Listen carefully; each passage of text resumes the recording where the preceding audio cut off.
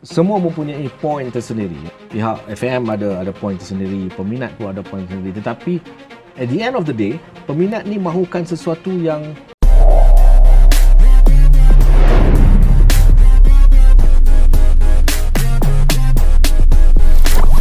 Indonesia, saya lihat mereka betul-betul buat bukan kaleng-kaleng.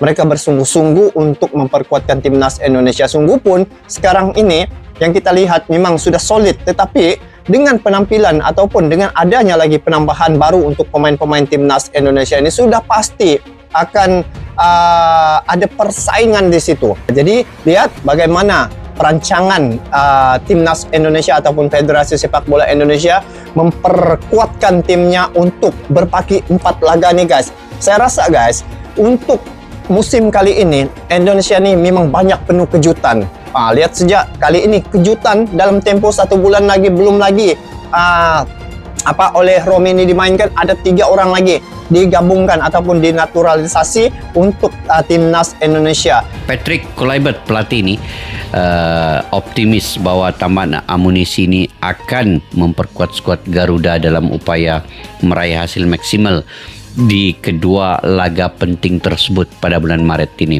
Dan mudah-mudahan kesemua pemain ini bersiap sedia walaupun mereka belum lagi dapat berkumpul bersama bergabung dengan kepelatihan ini yang baru ini, tetapi diharapkan dengan profesionalnya mereka ini, mereka tahu apa yang dibutuhkan oleh timnas Indonesia, yaitu poin melawan Australia dan 3 poin penting bermain di GBK melawan Bahrain nanti. Sejujurnya guys, aku memang suka guys dengan timnas Indonesia sekarang ni. Mereka cuba approach setiap pemain-pemain keturunan mereka di setiap klub-klub di Liga Eropah sekarang, lagi-lagi antaranya lah Pascal Strike.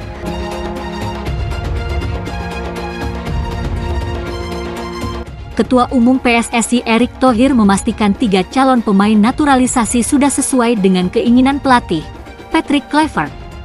Semuanya ada proses dan transparan. 3 pemain itu ialah Dean James, Emil Audero, dan Joey Pelupesi. Nama-nama mereka baru saja diumumkan dan direncanakan untuk penyelesaian naturalisasi dalam rangka penguatan timnas Indonesia menuju mimpi ke Piala Dunia. Pasti proses ini kami diskusikan di Badan Tim Nasional BTN. Lalu sekjen bicara kepada para pelatih dan semuanya ada tanda tangan pelatih biasanya, kata Erick Thohir. Erick Thohir yang juga Menteri BUMN ini mengatakan, perlunya hitam di atas putih pelatih juga sebagai bentuk transparansi PSSI terhadap program timnas Indonesia. Jadi kami tidak mau ada tutup-menutup. Oh, ini pemain titipan, oh, ini kelasnya belum. Enggak. Kita semua transparan, ujarnya, karena ini tanggung jawab moral kita ketika pemerintah mendukung, DPR mendukung, masyarakat mendukung. Jadi kita juga melakukan yang terbaik untuk timnas, sambung ex-presiden Inter Milan tersebut. Lantas apakah pemain-pemain itu dipastikan juga bakal diturunkan? Mengingat sempat ada salah satu pemain naturalisasi era Shin Tae-yong, Eliano Reigers, baru debut saat Indonesia lawan Bahrain tanggal 10 Oktober 2024. Setelah itu, diparkir saat lawan Jepang dan Cina. Adapun saat melawan Arab Saudi, ia hanya sebagai cadangan, semua itu pilihan pelatih. Kita memberi kesempatan selebar-lebarnya juga kepada Liga Indonesia. Karena itu Patrick, Dani, Alex, Gerald memantau banyak pertandingan di Liga.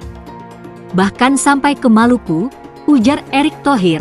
Dan yang menarik itu, kita membuat pertemuan antara mereka difasilitasi PSSI dengan Liga. Kami juga berharap, kedekatan BTN dengan Liga seperti ini, kedekatan pelatih timnas, dan para pelatih klub di Liga harus seperti ini. Tim medical nasional dengan para dokter yang ada di klub-klub harus seperti ini, karena ini semua kerjasama yang harus dimaksimalkan. Tutupnya, menjelang timnas Indonesia versus Australia, Erick Thohir targetkan naturalisasi 3 pemain selesai Maret.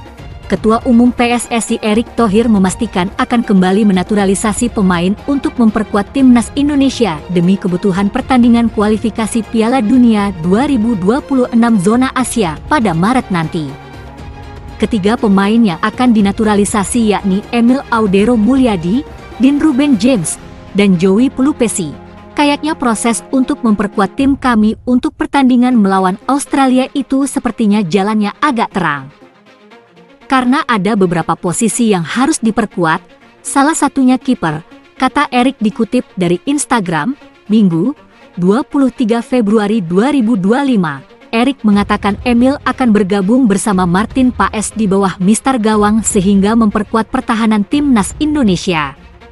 Dia merupakan kiper Como 1907 yang dipinjamkan ke Palermo ini lahir di Mataram, Lombok, Nusa Tenggara Barat pada 18 Januari 1997. Artinya kami mempunyai dua kiper yang kokoh, katanya. Kemudian Erik menuturkan lini tengah memerlukan 5 pemain. Setelah menilai dan menjajaki, ada Dean Ruben James yang kakeknya dari Semarang dan Joey Pelupesi keturunan Maluku yang punya darah keturunan Indonesia. Keduanya mau bergabung dengan skuad Garuda.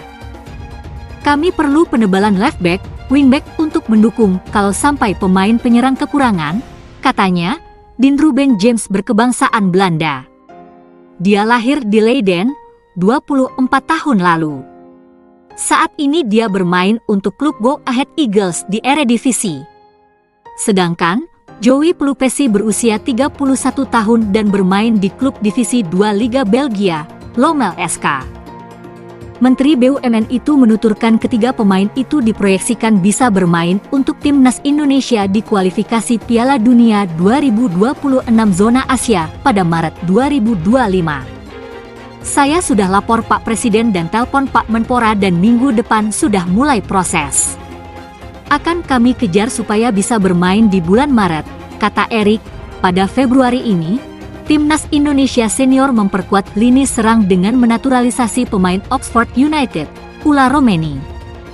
Pemain ini diproyeksikan memperkuat skuad Garuda pada pertandingan kualifikasi Piala Dunia 2026 zona Asia melawan Australia pada 20 Maret 2025 dan Bahrain pada 25 Maret 2025. Timnas Indonesia masih memiliki peluang untuk lolos ke Piala Dunia 2026 lewat jalur posisi 2 besar.